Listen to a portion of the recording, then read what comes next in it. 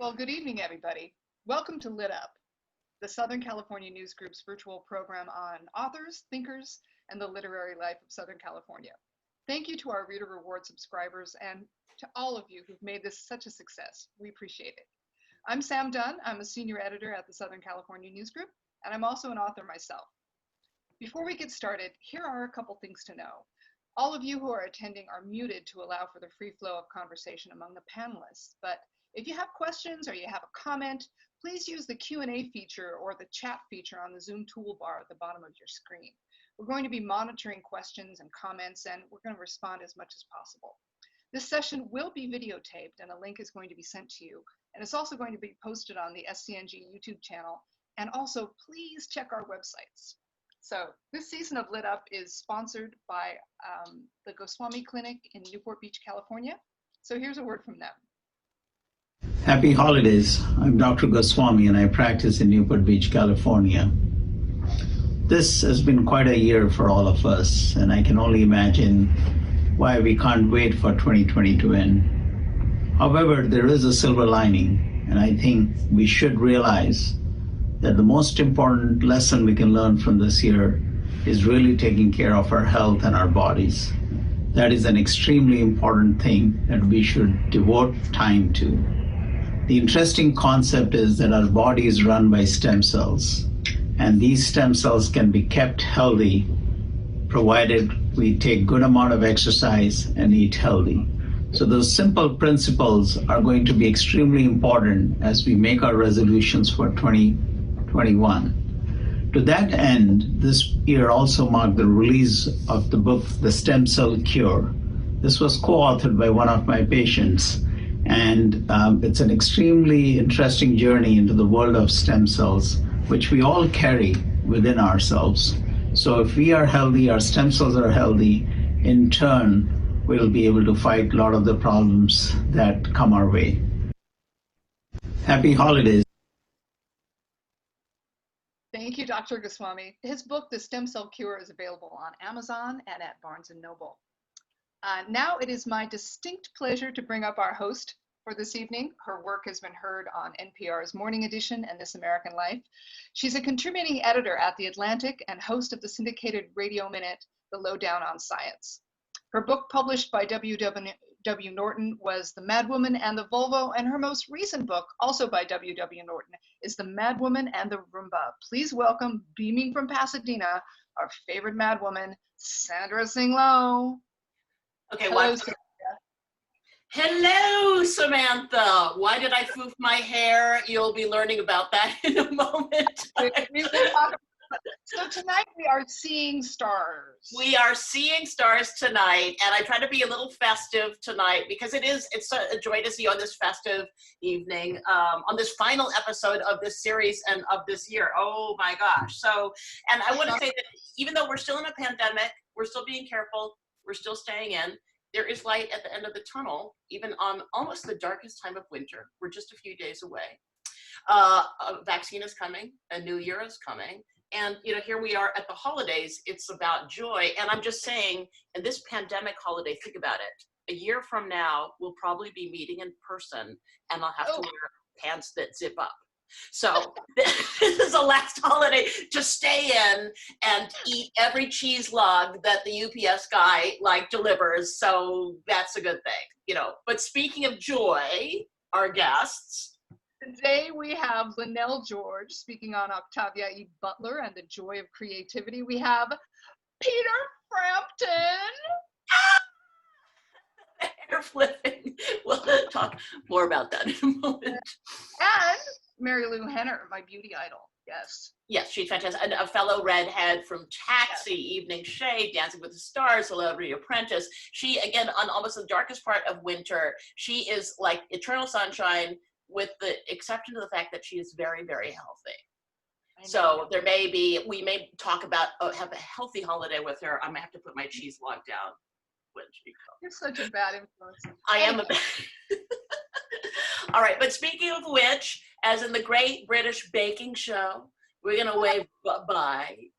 Bye-bye, and send you to your tent. And I'm gonna bring up our first guest tonight, Lynell George. Here's the 60-second download. on Lynell George. As a staff writer for both the Los Angeles Times and LA Weekly, Lynell George has focused on social issues, human behavior, visual arts, music, and literature. She's taught journalism at Loyola Marymount University, and in 2017 received the Huntington Library's Ellen Jutzi Fellowship for her studies of Octavia E. Butler. A contributing columnist for KCET Artbound, her commentary has also been featured in the Smithsonian, KPCC's The Frame, LA Review of Books, Vibe, Chicago Tribune, Washington Post, Essence, Black Clock, and Ms. Her liner notes for Otis Redding Live at the Whiskey A Go-Go earned a 2018 Grammy.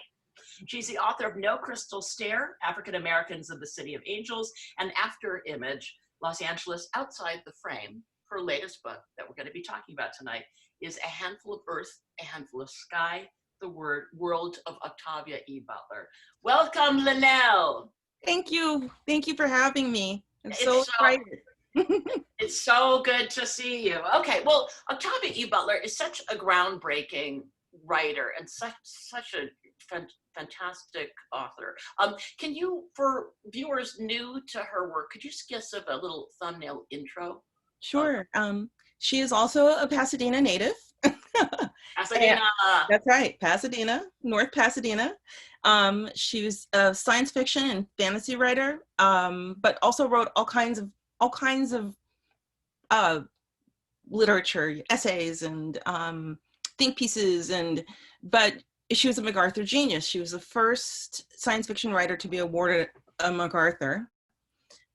She was, when she started, the only African-American woman writing science fiction, but she opened the door to many, many people.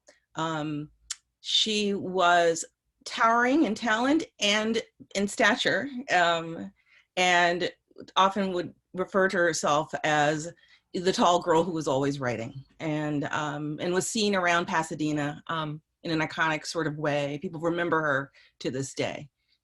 Yeah. Yeah, and writing in the library, and what a great character. So I wonder, and there's been an upsurge recently of interest in her work, hasn't there? Like, yes.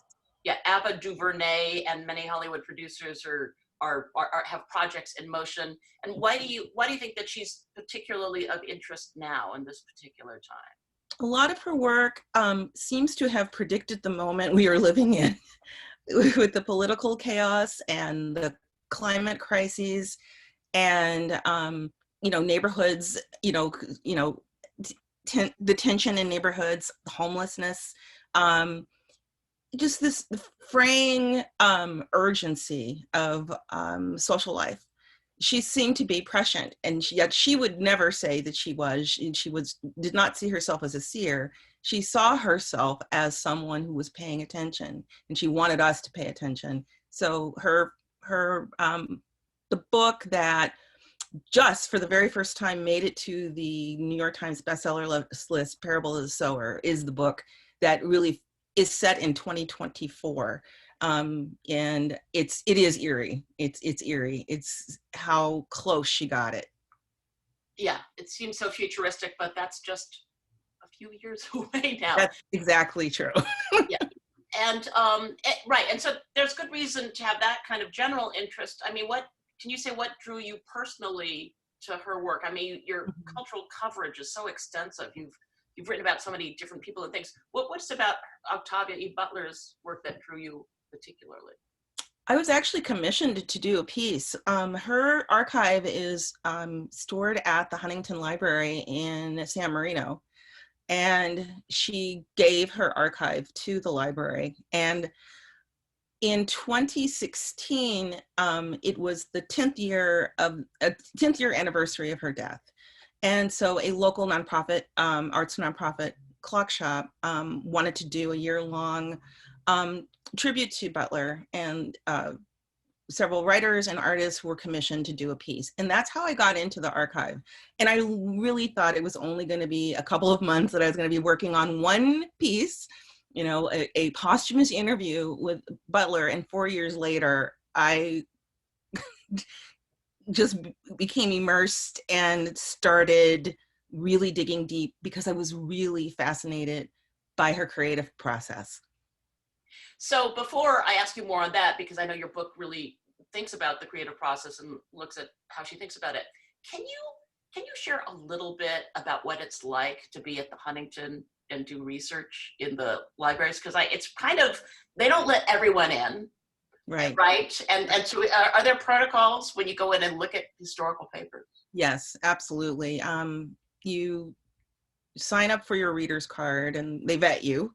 And then when you go into the reading room, and I'm in you have to go into the rare books and manuscripts reading room, and you leave everything in a locker.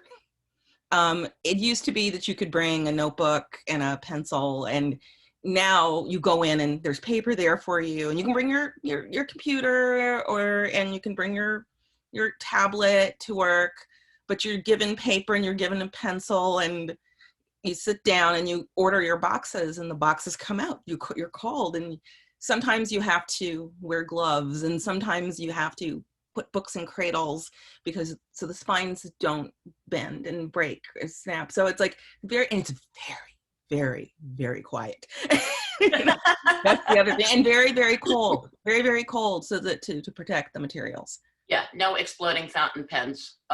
No. So do you remember the moment? So first it begins as a commission, right? But do you remember the moment that where something pulls you further, where you go, oh, wait a minute, something is resonating further? Do you remember what it was?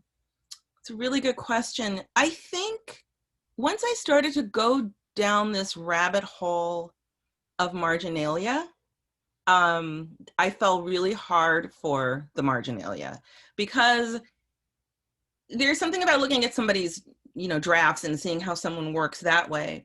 But I really got interested in what was going on the edges of the pieces of paper, but also the edges of her life. So on the edges of the paper, like the shopping lists, the calculations for how much, can I pay this bill? And can I, move some things over, phone numbers, directions to do things. She would see some commercial about some KTEL record that she could purchase, and then she'd write that phone number down. So that really got me, that I'm looking at her day-to-day life in the marginalia. I really was interested in that. That's interesting. So did it resonate with you in some way, that how creativity, it sounds like what you're saying is her creativity takes place in this world of life also. Yes, exactly. And like so that's exactly true. So I think the ping that went off in my head was, everyone, has these ideas of what writers do. We go off to retreats, we find a beautiful space, and a view to look at, and everything has to be perfect and pristine. I'm like, no, it's not that way. And here's a woman who I see her daily life. So in the middle of this draft she's working on, there are other things that are happening and other things she's thinking about. And that was interesting to me, because I thought, yes, this is honestly what a writer's life is. And I saw resonances and things that were familiar, but also I learned things too about, how she scheduled time, and she found time when there seemed like there was no time to write. And that was aspirational. Can you give an example of that? How she found that time? I have never seen calendars used quite the way she used them, for example. So she may take a page, and it's like a regular, maybe a calendar you got from your dentist at the end of the year. And in those squares, she would write how many pages she wanted to write that day. Then she would chart her goal. But then and everything else was laid out in this day. So she really did look at the day in such a fluid way, and she accounted for every moment of time. And so it was almost as if that was a manuscript as well. And that was the calendars are beautiful to look at. And then some squares are just filled right.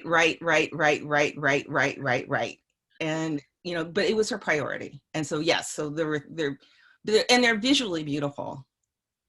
And the book is, it's about her and her work, but also about creativity and the practice of creativity.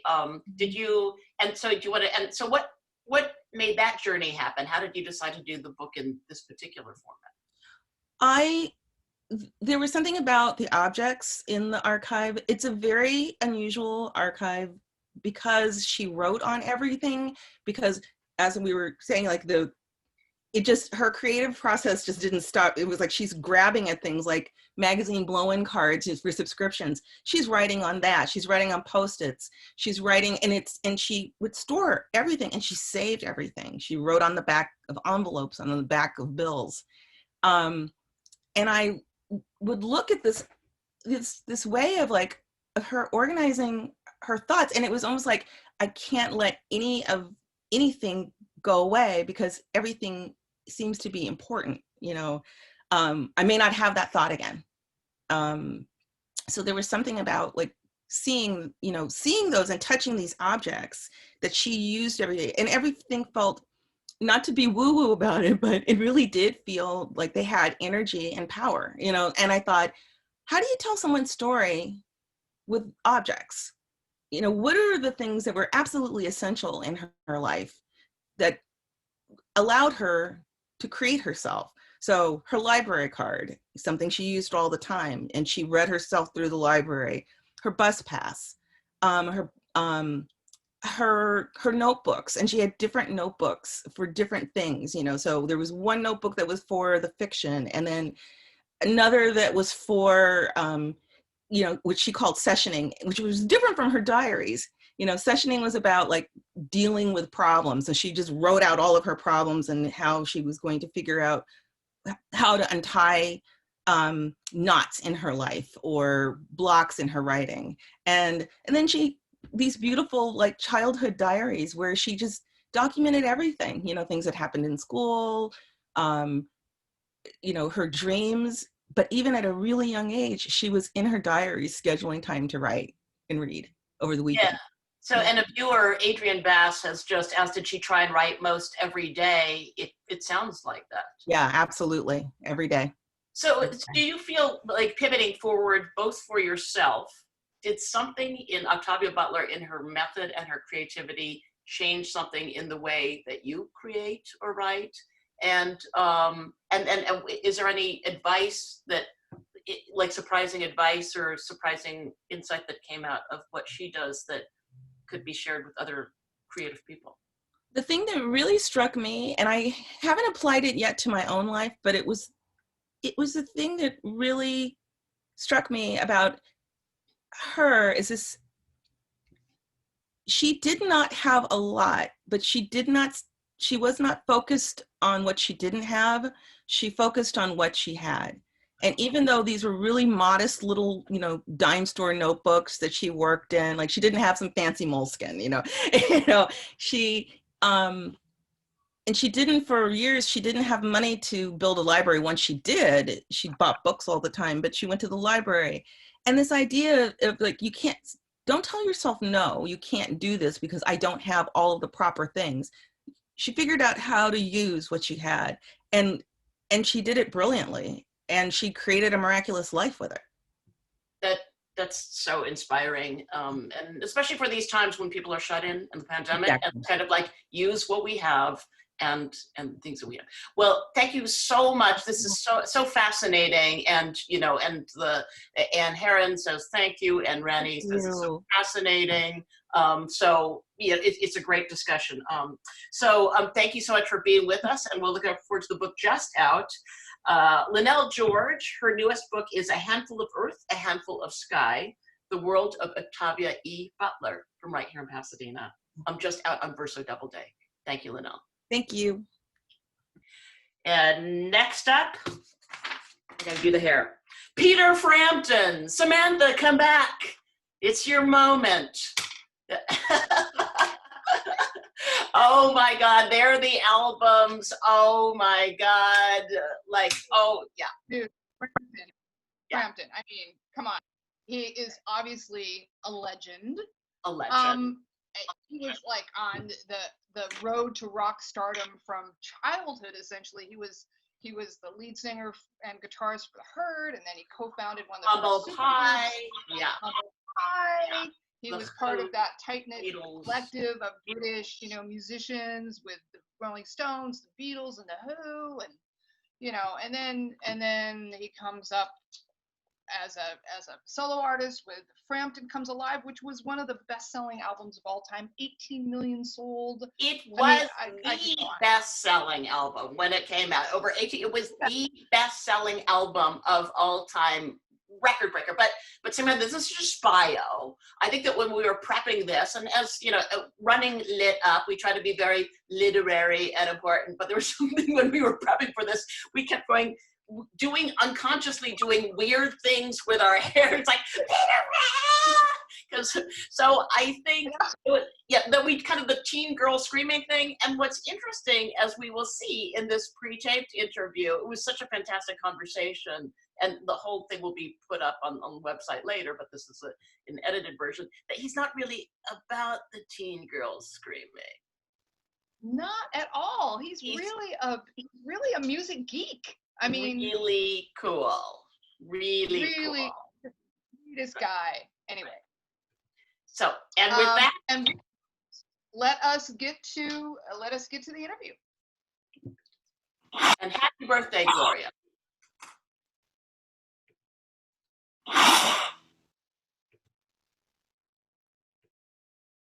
Peter Frampton, it's just a thrill and an honor to have you. We're just so excited, and thank you for taking the time to chat with us about your terrific new memoir, Do You Feel Like I Do, which I ripped through in basically one sitting. It's incredibly readable. But before we jump in, can you tell us a little bit about how this memoir came to be?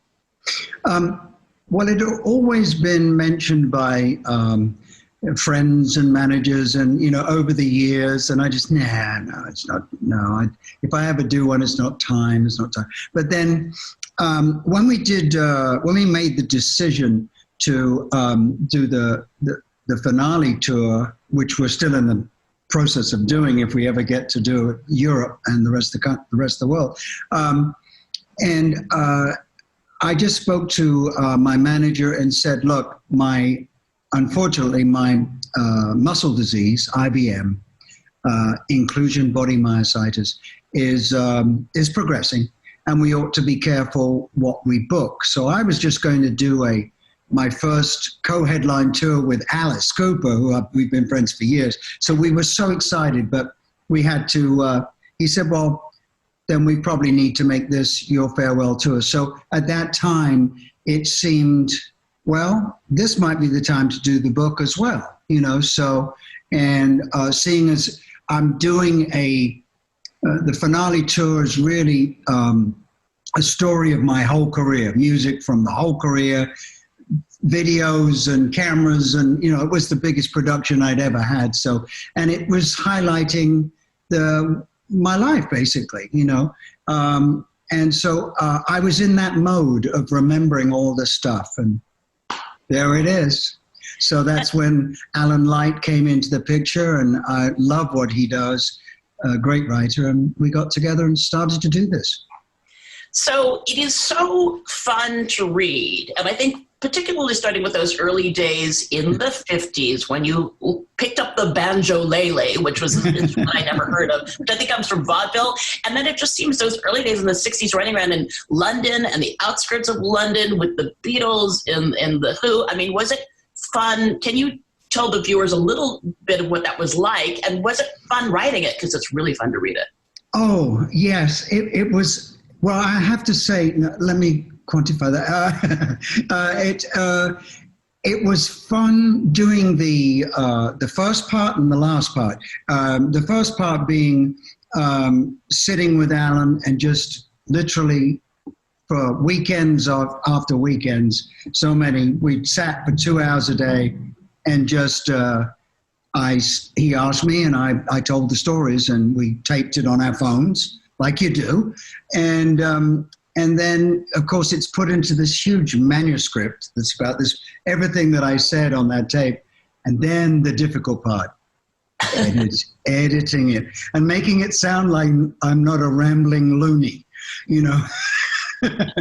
So anyway, that was the editing phase was obviously the most difficult. But then the most enjoyable part about the book for me was finally getting to read my own audiobook, and threw a few accents in there, and I try my best.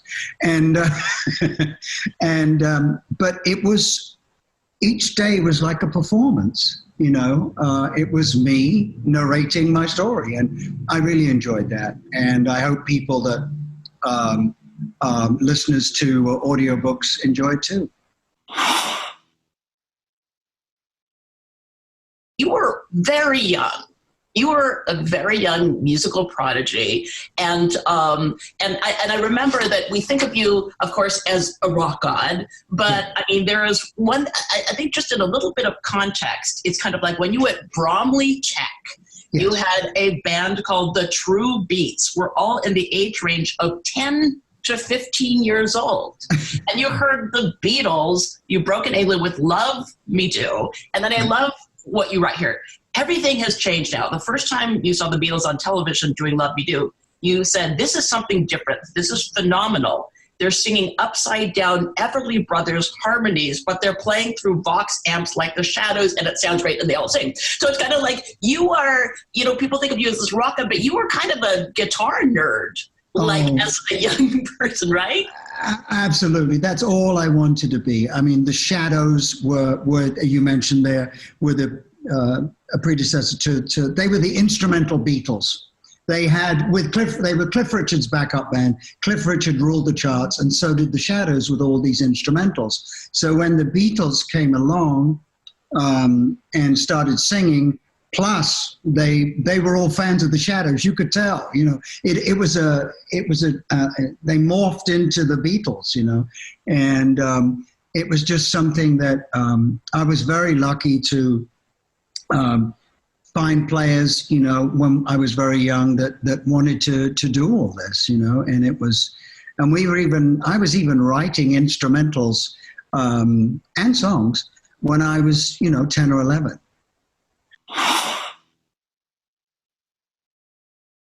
Which is not to say, and I think that people should know, because everybody's going to want to buy this memoir if they haven't already and listen to it. It has all the stuff a rock and roll memoir has. Like, I love that, like lines like, we had our amps and drums set up all over the castle.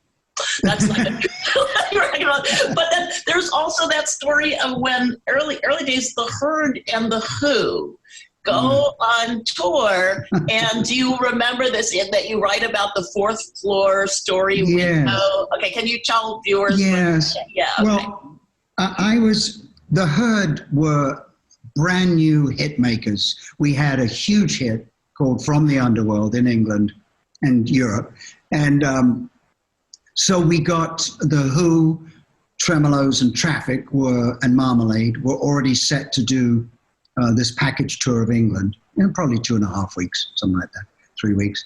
And we got asked to join the package tour. And so I was, so anyway, we're on the fourth floor in the dressing room, right, waiting to go on before the show. And, everybody's in everybody's dressing rooms. And we were so thrilled to meet the Who and get to know them and everything, and just great people. And so one day, Keith Moon comes in and says, with John Entwistle, and the bass player, and says, well, what's going on in here? So he looks, the window's open, we're 4 floors up, and he sticks his head out, and there's all the audience out there waiting to come in. And they all, and so he looks to me and he goes, here, Pete, why don't you stick your head out? Let's see what happens. So I stick my head out, and of course, there's this, whatever, because now everybody knows who we are, and from this song. And the next thing I know, Keith Moon's got my left leg, and John Entwistle's got my right leg, and I did a complete Vanilla Ice out the window, and they both dangled me by my ankles, and so it was something that I was their plaything. Right, because how old are you at this point? You're young. 16. 16 or 17, yeah. So, but I was just loving, here I am, this 16, 17-year-old, and I'm not only am I playing on a tour with The Who and Traffic, Steve Winwood, and all these, but there's Pete Townsend, you know, and oh my God, all these incredible.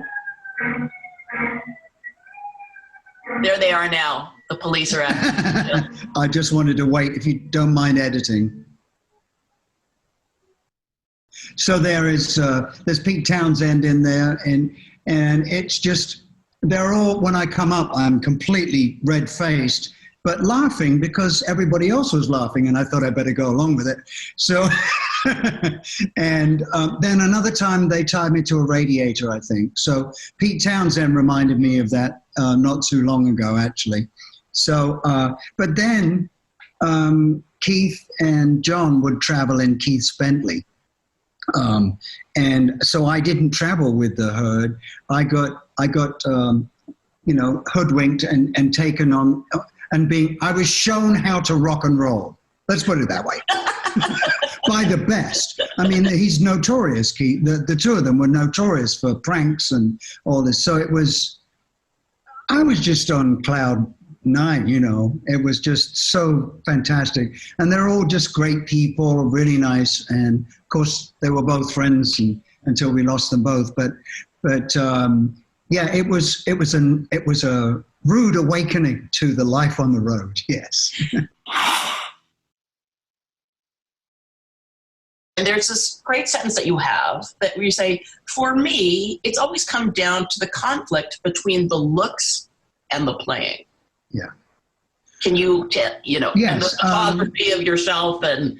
Well, I think that it's true. You know, if an artist, whether it be an actor or a musician, if they are, I'm going to say it, if they're too good looking, how can they be talented? Because they got there because of their looks. Well, I didn't, you know, to start with. I got into this because of my playing.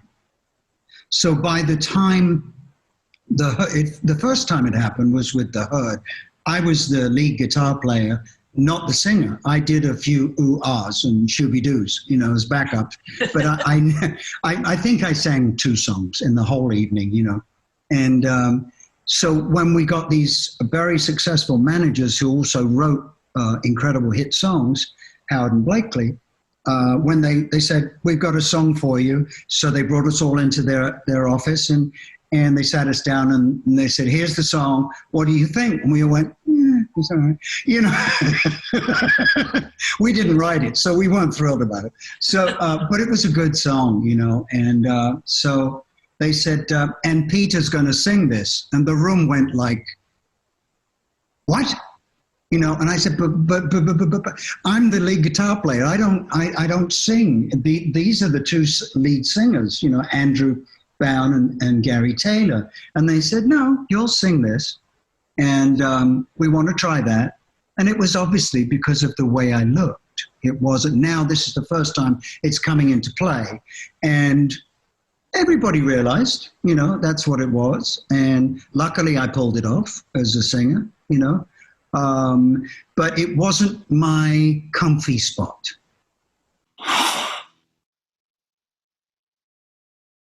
When Frampton Comes Alive comes out, and then you notice that the audiences would change, right? Yes. I was known when I first started my solo career as the guitarist from Humble Pie. And thank goodness people remembered that, you know. So I was up a couple of rungs on the ladder, not too high, but, you know, people knew who I was. So, and then the show became very powerful, that we became the best support group in town or in the country, you know. And then, of course, we recorded the live album, and it was a full 50-50 audience, guys, girls. It was music. It wasn't, I guess, the girls. It was maybe because of the way I look, but I'm sure it didn't hurt. But basically, it was all about the music. And then the live album comes out, and it's full of great music. I mean, I'm very proud of it. Great playing from everybody on that record. Like superb musicians, you know. It was one of those special bands. And then the publicity starts, and I'm on the front cover of every magazine, and Francesco Scavullo was obviously given the word from Rolling Stone's editor, Jan, make sure you get a shot of him with his shirt off, you know. So, you know, and I said, no, it's in the book. I said, no. And then just before I took my clothes off to leave, you know, change back into my street clothes, he goes, Peter, please, just for me, just the one tiny shot, please, take your shirt off. So I go, all right, and okay. So he badgered me, and I took the shirt off, click, front cover of Rolling Stone. You know, exactly what I didn't want. You know, I knew that would have been wrong, you know. Dr. John. Yes. You had a moment with Dr. John that was fun, surprised you. Well, first of all, Humble Pie formed at the time of the Grigri album, the very first huge, well, I don't know if it's his first, but it was the first that we knew about. And we would just, it was sort of like a Sgt. Pepper moment for me with the Grigri album. He was so fantastic, and it was recorded so well. Great songs and everything. We actually did numbers from his record, one of them being Walk on Gilded Splinters. And we put it on our live album because it was a party piece. It was about 19 minutes long, you know, and the crowd wanted to hear it every night. So much later on, in the 80s, I think, I was with Jerry Shirley, the drummer of Humble Pie, in New York. And we went to a do, some sort of corporate thing for the business. And Dr. John is playing at the show, at this do. So we just looked at each other and went, oh, fantastic. So we watched his show. And then when he came off, Jerry and I went round the side and we saw him. And he was just like, there he is, you know, and so we went, excuse me, doctor. Excuse me, doctor. But we are huge fans. We're from we did one of your songs and formed because of your Grigri album. He said, what band are you in? Well, we said, we were in Humble Pie. Humble Pie, he said. And a big smile came across his face, and he said, I got a story to tell you, he said. When that album came out, your live album, I was in the pokey. He said, I was in prison for, well, I won't go into that.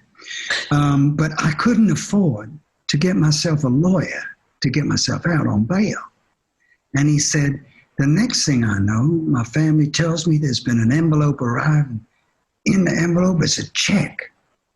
And it's because of your song being a hit on your album that got me out of jail. And we were just like, I couldn't believe, we didn't know anything about that. But so he said, I've always got a soft spot in my heart for Humble Pie.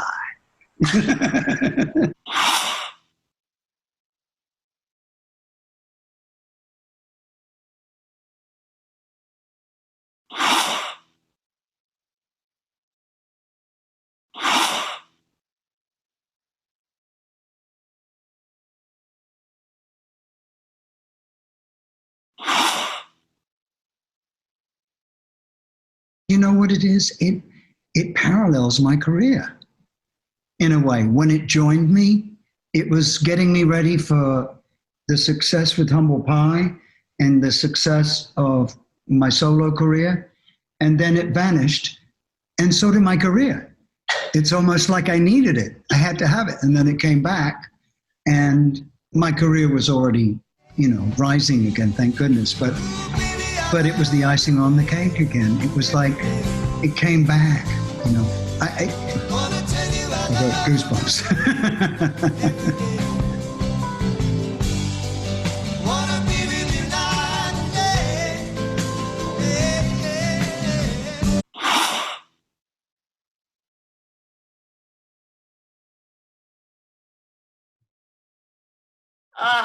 And you can see how the audiobook is so fantastic when Francisco Scavulo, Peter, just one tiny shot.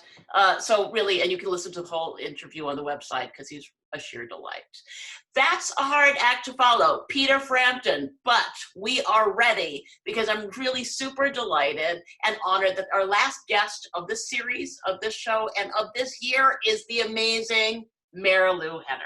Okay, who almost needs no introduction, but here is the 60-second download on Marilu Henner to remind you all the things that she's done. And I'm reading a little bit. I love the description of her bio here, which I'm going to read. With the energy of a teenager, the wisdom of a sage, and the memory of a superhero, Marilu Henner has deservedly earned the nickname Perpetual Motion. Along with starring in over 30 films, 6 Broadway shows, and 2 hit classic sitcoms, Taxi and Evening Shade, this 5-time Golden Globe nominee is also a New York Times bestselling author of 10 books on health, parenting, memory, and lifestyle improvement. Her books, including the recent bestseller, Changing Normal, How I Helped My Husband Beat Cancer, as well as Total Health Makeover, the 30-Day Total Health Makeover, Total Memory Makeover, I Refuse to Raise a Brat, Healthy Life Kitchen, Healthy Kids, Healthy Holidays, Wear Your Life Well, and By All Means Keep on Moving have changed the lives of millions in her quest to make the world a healthier place. And this week, her new movie, Love Lights Hanukkah, has premiered on the Hallmark Channel, so we can check that out also. So welcome, Marilu.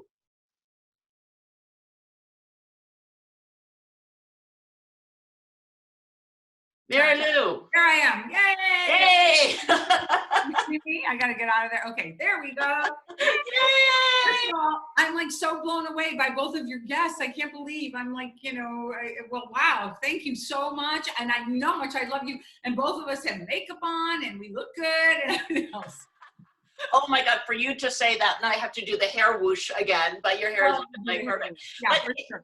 But this movie that's out, like it's going like gangbusters this week. It is. I mean, they don't do many Hallmark. They don't do many Hanukkah movies on Hallmark. And when they asked me to do it, I so related to this character for 3 different reasons. First of all, it's a Hanukkah movie. My second husband and the father of my children is Jewish. I was always a Jew groupie. I always loved Jewish men. I think it's because I was a Catholic schoolgirl who looked at the prayer book, had a prayer book with all the holy cards with Jesus and the apostles. So I always liked those long-haired, bearded Jewish guys.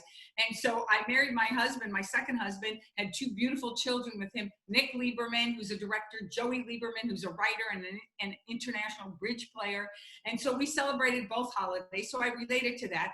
And then the movie also talks about a past story I had in Italy, which I've written about in many of my books. I met a porter on a train. We became best friends. I've been there 14 times. I got married to Rob Lieberman in Italy. And so I have this whole Italian connection, but mainly because we did 23andMe 3 years ago, all my siblings and I, and all of a sudden we found a half sister. It was like crazy. And now her kids celebrate Christmas and Thanksgiving with us. We get together with her as much as we can. We're totally embracing of this new addition to the family. And so I really related to the character of Ruth, and I was so glad I got to play her in this film. So, and it's such a whirlwind thing. I mean, you are a multitude of people. You do so many different things. Like you are playing this week a Jewish mother, and Elaine Nardo on Taxi, I think was supposed to be Italian. Your grandparents are Greek and Polish, and you played the love interest of Ashton Kutcher on 2.5 Men, which is another story entirely. So I think to give readers, like viewers, a sense of the arc of Marilu Henner's life, can you just start us a little bit in your childhood? Well, I had a pretty crazy childhood. 6 brothers and sisters, heart of Chicago, middle of a big Catholic, Polish, German, and Irish neighborhood. We were the cultural center of the neighborhood because my mother, we had a fake garage and had a dancing school with 200 students between the ages of 2 and 80, including the nuns who came over for stretch classes. And not only taught them dancing, but she also, because that wasn't enough for my mother, as soon as you were 14 in my class, in my house, you got a class. So we all taught, all 6 kids. And then my mother also had a beauty shop out of our kitchen with 25 women from the neighborhood who used to come over and get their hair done, including the nuns, and she cut their hair. We didn't get to see them. Sometimes she'd go to the church for that. And the kitchen was set up not like a kitchen, but like a hair salon. in the refrigerator's place, which was in our basement, we had a blue hair drying chair instead. But that still wasn't enough. Upstairs from us lived my uncle with 10 cats, 2 dogs, 2 birds, a skunk, 150 fish, and his boyfriend Charles. And art at the Catholic grammar school next door had art classes going on upstairs while the dancing school was going on, while the beauty shop was going on. My uncle was also the neighborhood astrologist, and he ran a cat hospital on our roof. So that's how I grew up. So that's why I had to write books. I had to do so many different things. And it's funny that we're talking this week because I've started dubbing films for Netflix. I was supposed to do an Italian one. I started it, and then the original person was able to get to a recording studio, and it was Sophia Loren. How crazy is that? And then I did a French one, and last week I did a German one. So I'm just it's like throw another shrimp on the Barbie. Why not? Let's do some more.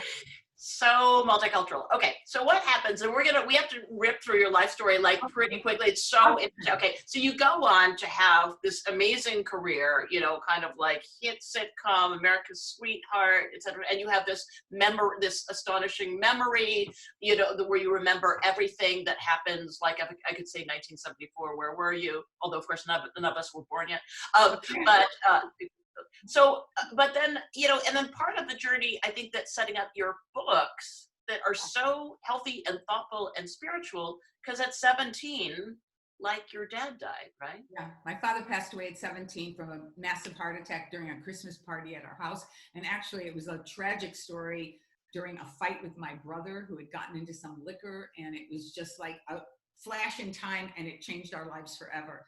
So my father had a heart attack. I started eating my feelings. I was not a healthy kid.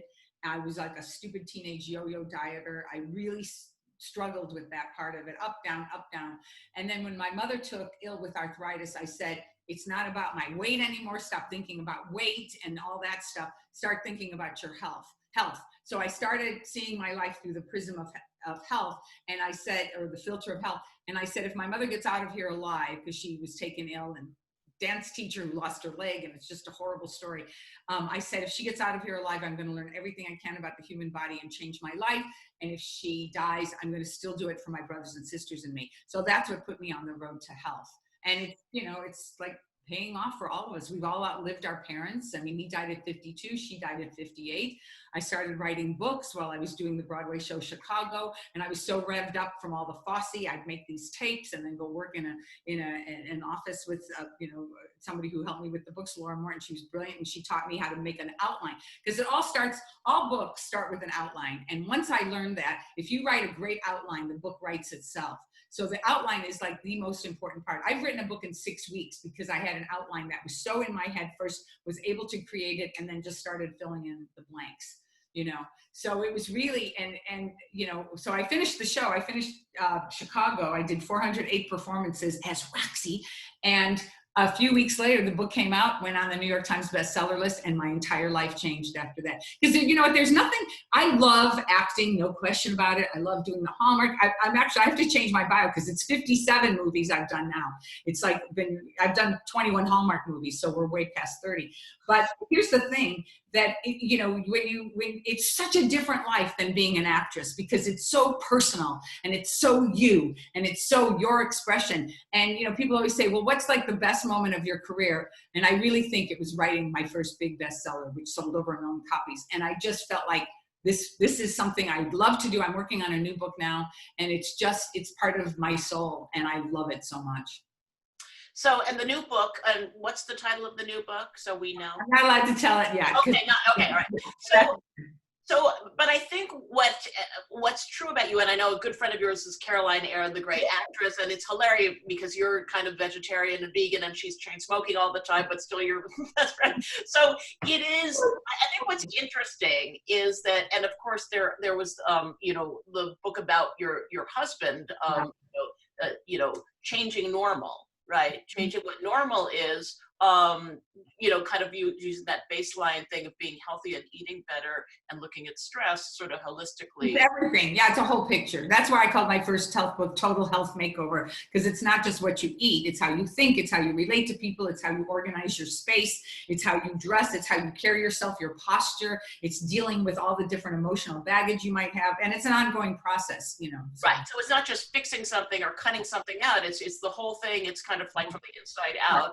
Right. But I think that people also should know, and your books are really fun to read, and your voice is, the moment you open the page, it's like we're off and running. It's like your so it's very personal, because you love to give people advice, and you're the queen, and we love to get the advice because you give it so well. I don't know. I'm a middle child, so we always are like, well, you know, my brother Tommy used to say, Dad, tell it to Marilu, she'll break it down to kid language. You know, so I sort of like, okay, that's my role. I'm the middle kid, so I have to take the grown-up stuff and break it down for the kids. You know, and it's a great position to be in, you know. So because this is so great, so I have a couple of like kind of prescriptive like questions for you. It's kind of like, okay, the body sort of inside and outside, you know, in the pandemic, is there anything, you know, and another one of your books is the book, you know, kind of like keep on moving, like, oh, yeah. The moving book, and because you move it or lose it. So is there, even the pandemic, how do we move in the pandemic? I mean, can we even move in our chairs during Zoom? I mean, what should we do? Okay, so I've done 4 movies in quarantine at, you know, I mean, I've done 4 movies in the last few months. In the last 5 months, I've done 4 movies in Vancouver. I was in the Sun Place Hotel for 2 weeks where I was not allowed to see another human face. You can't even walk out in your hallway. So I made a path of 70 steps in my room because I thought I'm going to go crazy if I don't. And I made sure I did 11,000 to 13,000 steps a day. And it became this personal mission, you know, this holy grail. And I think, you know, you have to constantly say to yourself, motion is the lotion. Motion is the lotion, because it lubricates everything. It gets everything moving. And as a result, you know, you have to constantly make little carrot and sticks for yourself. You know what I'm saying? So it was really important for me to do that. And if I were like going to bed and I went, damn, I'm only at 8,000, I'd get up. And it's actually, walking is a very easy thing to do, because every time you're on the phone, you walk. You have your phone on your body, in your pocket, whatever, your you know, Apple Watch, whatever, and you just keep moving. You keep moving. So every time you watch TV, you move. Every time you talk on the phone, you move. Every time you're like working on something, you get up and you move. And it's very easy to get to that many steps. And that just became my thing that I did. Just watching you and bobbing back and forth, I feel like I'm getting exercise just watching you. I'm doing cardio just like watching you describe this. Okay, and I think people should also know that though you are healthy, you're very healthy, you always say that it's important to make it fun, and that if you eat healthy food, it should be healthy food that you enjoy, right? Oh, learn to love the food that loves you. Learn to love the food that loves you, because I knew dairy did not love me, you know, at all. And I was like, I'd buy cheese ends on my way to unemployment in New York at Zabar's. I'd buy cheese ends, and they were the ends of the cheese because they'd make blocks, but the cheese ends they'd sell in a little bag, and I'd buy them on my way from unemployment. So I'd spend way too much money on cheese back in the day, and then I'd wonder why I was fat, constipated, and had pimples and no job, and on my way to and one time, seriously, it might be TMI, but I actually was in a clinic, and because I did not go to the bathroom for 17 days, and I thought, this is not a good way to live, you know, from too much cheese. So yeah. Okay, I have cheese shame now, and so yeah, so no cheese tonight anyway, maybe tomorrow. Okay. Whatever you do with gusto, because your body is going to metabolize it better, you're going to have a better time. It's when you're self-punishing with what you choose to eat that really gets you into trouble. So have fun with whatever it is you do.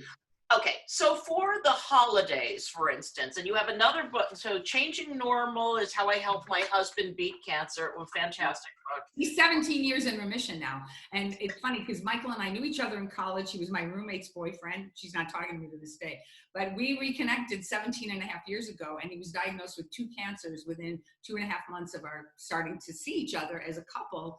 And everybody kept saying, bail on this guy, he's dying. The doctors were saying, go to Italy, go have a good time. And I went, no, I'm going to save his life. So we went through a whole thing. It's all in the book, but it makes a tremendous difference. And he just celebrated 17 years of remission on 2 cancers, bladder cancer, stage 2-3 bladder, and stage 1. Thank God they found it, stage 1 lung cancer. So that was. So, and for people to read about that amazing story that is The Changing Normal, How I Helped My Husband Beat Cancer, by all means, Keep on Moving is your moving book. But of course, I'm thinking of your book, Party Hardy, hot, sexy, have a blast, food and fun all year round. So, Marilu Henner, I feel like Jiminy Clicker.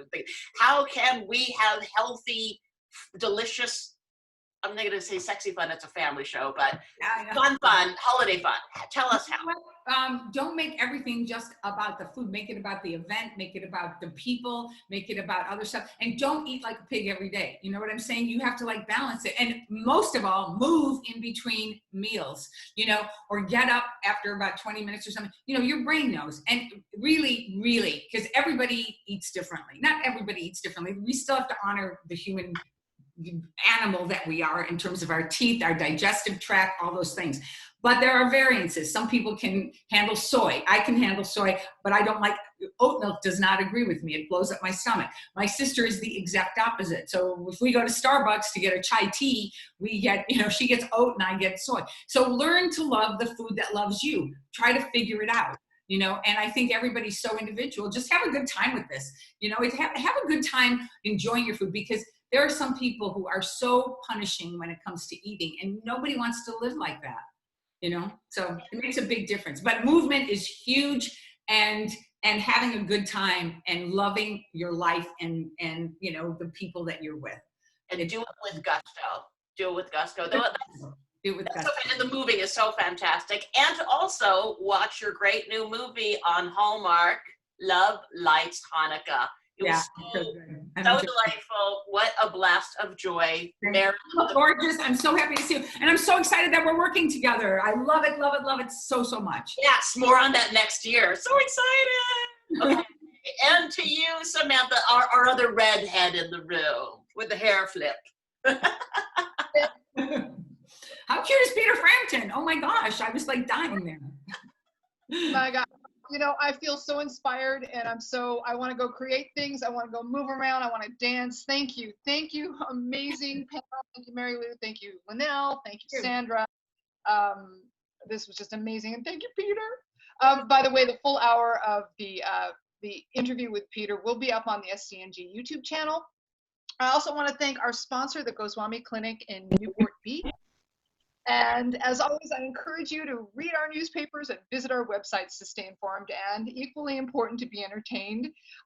This is our last show of the year, and if you have any thoughts about today, or if you have any ideas for going forward, if you'd like to see more on writers and thinkers and the literary life, please email us at events@scng.com. Thank you. Please be safe and healthy, and have a wonderful holiday, everybody. Mwah. Bye.